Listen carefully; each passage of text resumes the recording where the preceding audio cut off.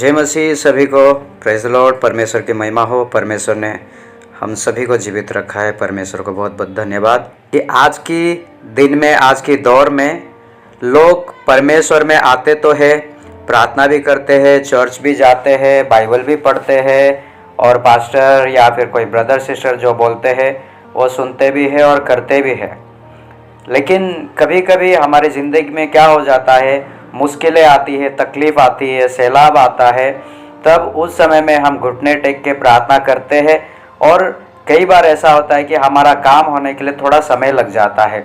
उस बीच लोग परमेश्वर को कोसने लगते हैं, परमेश्वर को तरह तरह की बात कहने लगते हैं। कहते हैं कि अगर आप सच्चा परमेश्वर होते, आप जिंदा खुदा होते तो आज मुझे तकलीफ़ नहीं होता, आज मेरी ज़िंदगी में ये सैलाब नहीं होता, आज मेरा बच्चा नहीं मरता या फिर मेरा पति मुझे छोड़ के नहीं जाता। ये सारी बातें बहुत बार लोग ऐसे कहते हैं, लेकिन यहाँ पे वो लोग ये बात को भूल जाते हैं कि परमेश्वर उनको मजबूत करने की कोशिश कर रहा है, क्योंकि लिखा गया है कि तुम चट्टान के ऊपर घर बनाने वाले इंसान बनो, ना कि बालू के ऊपर। आज हम चट्टान के ऊपर नहीं, बालू के ऊपर घर बनाने वाले बन चुके हैं। और जब हमारी ज़िंदगी में दुख, तकलीफ, दर्द आता है तो उस समय हम परमेश्वर को छोड़ देते हैं। बोलते मुझे चर्च नहीं जाना, मुझे प्रार्थना नहीं करना, मुझे किसी पास्टर या ब्रदर सिस्टर का नहीं सुनना है, मुझे मेरे मन का करना है।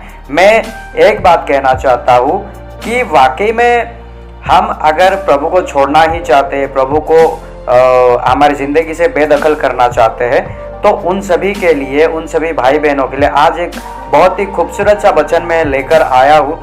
और मुझे पूरा उम्मीद है, मुझे पूरा विश्वास है कि वो जब उनकी दिलों में उतरेगा, जब वो उनके जहन में घुसेगा, तो वो कभी सारी ज़िंदगी में कभी वो यीशु मसीह को नहीं छोड़ेंगे और खुदा को नहीं छोड़ेंगे, क्योंकि उसने हमसे प्यार किया, ये हम सभी को पता है। और उसने किस तरह का प्यार किया और उसने क्या साबित किया हमारे लिए, आज हम पवित्र शास्त्र में से देखेंगे और उसको पढ़ेंगे।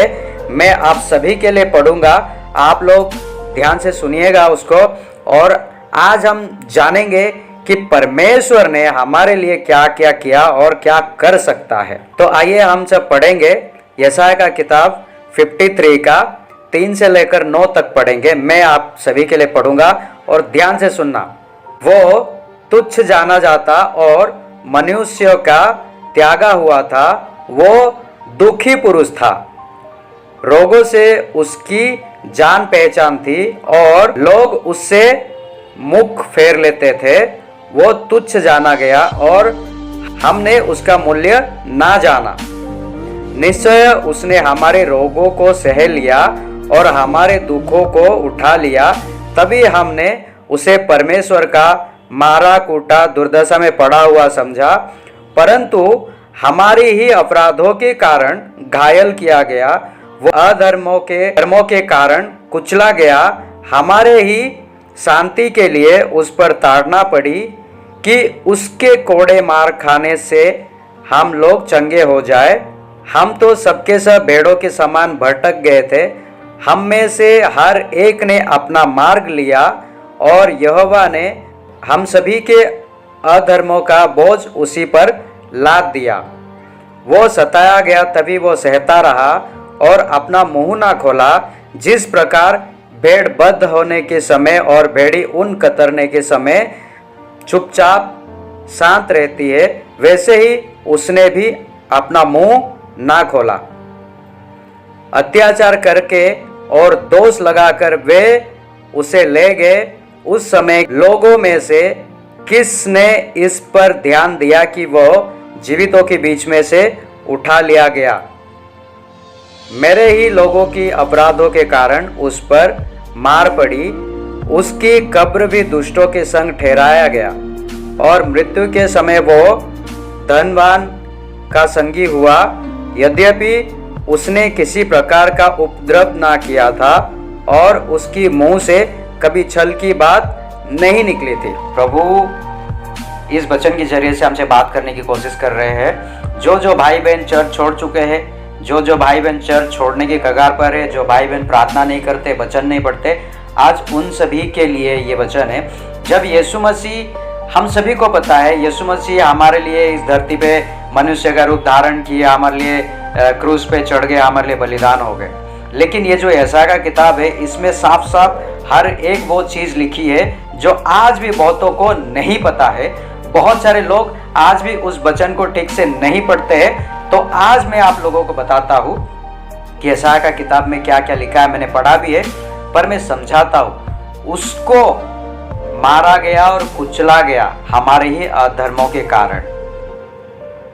वो जब मारा गया तो दुष्टों के संग उसकी कब्र ठहराई गई।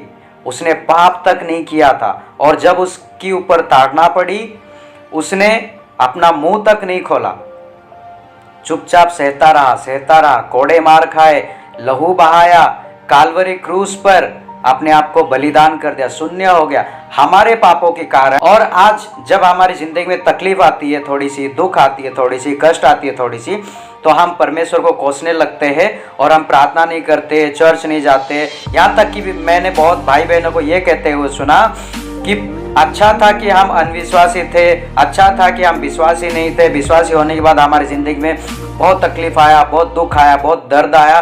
पर मैं उन सभी भाई बहनों को ये कहना चाहता हूँ, पवित्र शास्त्र में से ये वचन के जरिए से मैं कहना चाहता हूँ कि प्रभु यीशु ने हमारे लिए क्या क्या सहा। लोगों ने उसकी मुंह पे थूका, कांटों का मुकुट पहनाया, हाथ पैरों में कीले ठोके गए, और उसको दर्द दिया गया, तकलीफ दिया गया, उसको जलील किया गया, उसको बेइज्जती किया गया, यहाँ तक कि उसकी शरीर में से कपड़े तक उतार लिए गए। यहाँ तक कि उसने पलट कर जवाब तक नहीं दिया। आज अगर हमें कोई कुछ अगर बोलते हैं, कोई सामने वाला अगर हमें एक बोलता है तो हम उसे 10 बोलते हैं। लेकिन यीशु मसीह हम सभी के पापों के कारण, हम सभी की अधर्मों के कारण वो मारा गया, कुचला गया, उस पर ताड़ना पड़ी, कुछ भी नहीं बोला। और आज हमारी जिंदगी में अगर कुछ होता है तो हम बोलते मुझे चर्च नहीं जाना, मुझे प्रार्थना नहीं करना, मैं परमेश्वर को छोड़ दूंगा, मैं पहले जैसा था, मुझे वो ज़िंदगी मेरे लिए अच्छा था। आज मेरा कामकाज नहीं चल रहा, आज मेरे पास पैसे नहीं है, घर में बीमार पड़े हैं सबका तकलीफ़ है, ऐसा हम कहते हैं। लेकिन हम ये भूल जाते हैं, हमारे लिए, हमारे पापों के कारण, हमारे पापों के लिए हमको अच्छी ज़िंदगी, नई ज़िंदगी देने के लिए उसने खुद को क्रूस पर चढ़ा दिया, खुद को बलिदान कर दिया। हालांकि अगर वो चाहता तो नहीं करता, लेकिन उसने हम सबसे प्रेम किया, और उस प्रेम के कारण आज उसने हम सभी के पापों के कारण खुद को क्रूस पर चढ़ा दिया। और ऐसा तकलीफ, ऐसा दर्द उसको दिया गया है, शायद इस पृथ्वी पर ऐसा दर्द और तकलीफ कोई सहा होगा, शायद ही कोई होगा, इतना दंड सहा होगा हमारे जैसे पापियों के लिए। और आज हम कहते हैं मुझे प्रार्थना नहीं करना है, मैं चर्च नहीं जाऊंगा, मैं चर्च नहीं जाऊंगी, मैं जब भी विश्वासी नहीं था वही अच्छा था मेरे लिए। हम ये भूल जाते हैं कि यीशु मसीह ने हमारे लिए क्या क्या किया, क्या दुख उठाया। आज हमारे पैदा करने वाली माँ बाप भी हमारे लिए इतना तकलीफ नहीं उठाएंगे, इतना दर्द नहीं सहेंगे जितना यीशु मसीह ने हमारे लिए किया।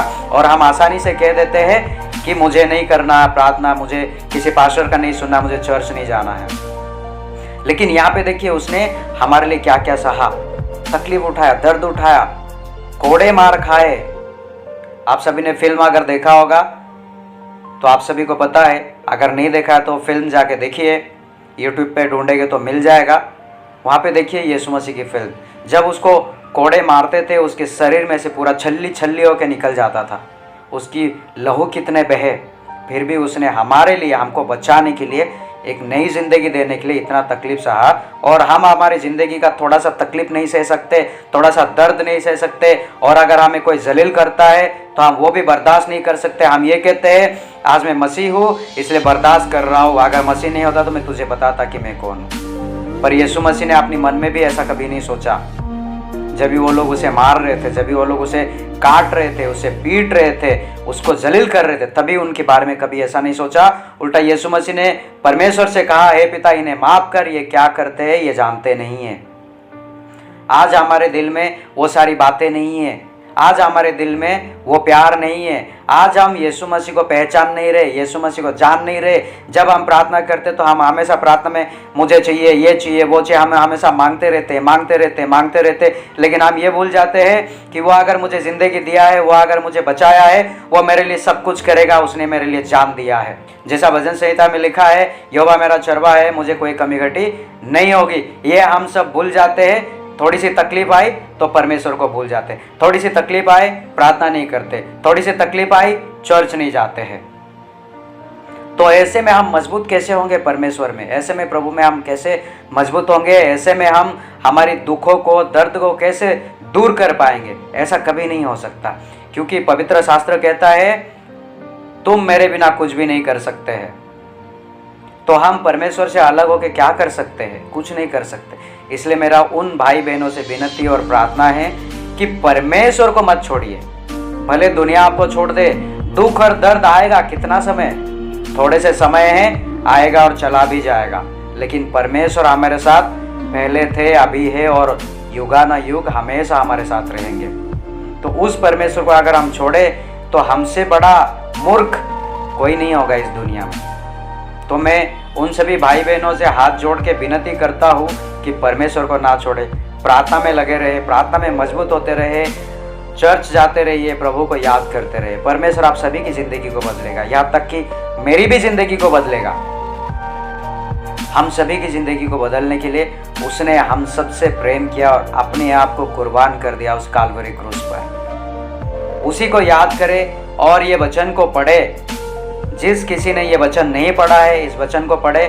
मैं डिस्क्रिप्शन में भी इस वचन को डालूंगा, आप सभी जाकर पढ़िए। और मैं सच कहता हूँ, ये वचन पढ़ने के बाद आपकी आंखों से आंसू बहेंगे, और इतने आंसू बहेंगे कि आप पूछ नहीं पाएंगे उसको।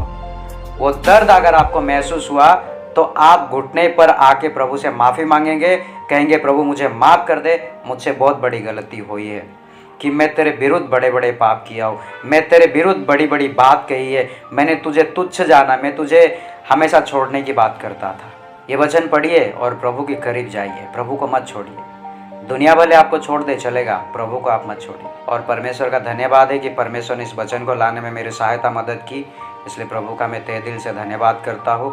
और मैं उम्मीद करता हूँ आप सभी को ये वचन अच्छा लगा, और हमारी वीडियो अगर अच्छी लगी तो हमारे चैनल को लाइक करें, शेयर करें, कमेंट करें, सब्सक्राइब करें, बेल आइकन बटन को दबा के रखिए ताकि नोटिफिकेशन आपको मिलते रहे। और ये ज़्यादा से ज़्यादा शेयर कीजिए ताकि जो इस वचन को नहीं जाना है, ये वचन उस तक भी पहुँचे और परमेश्वर को वो सच्चे दिल और मन और प्राण से वो प्यार करे। ये मेरी आप सबसे विनती और प्रार्थना है। मैं तहे दिल से रिक्वेस्ट करता हूँ कि ये वचन सभी के पास पहुँचना चाहिए। आप सभी अगर मेहनत करेंगे तो परमेश्वर को सब जानेंगे, सब पहचानेंगे, परमेश्वर का प्यार को सब पहचानेंगे, वो प्यार को। तो मैं धन्यवाद करता हूँ आप सभी का हमारे वीडियो को आखिरी तक देखने के लिए। और प्रभु आप सभी को आशीष करे। आप सभी की ज़िंदगी में जो दुख है, दर्द है, कष्ट है, जो भी कुछ है, वो सब मैं प्रार्थना करता हूँ यीशु के नाम से दूर हो जाए और आप सब चंगे हो जाओ, आप तरक्की करो। प्रभु आप सभी को आशीष करे।